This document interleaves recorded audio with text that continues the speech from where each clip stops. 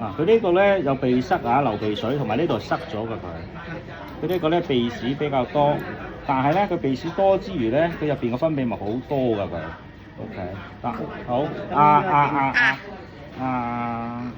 OK， 正常得你要同佢撩撩個鼻，係啦，可能用個棉籤、棉球同佢撩撩掃一掃。佢呢個咧，佢嗰個分泌特別犀利。佢呢個特別犀利有兩個原因。第一個原因咧，有可能同空氣中嘅塵佢唔適應有關。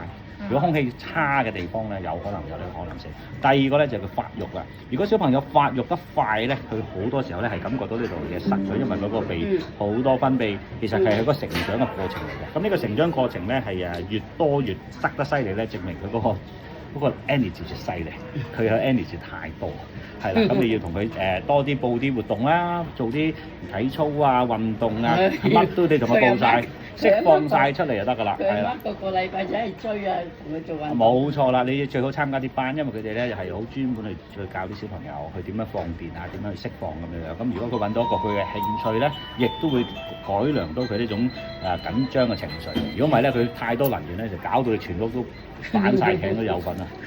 好啦，我哋 let's do the 公仔 ，OK？Let's pick the door. Are you ready? 1, 2, 3, go!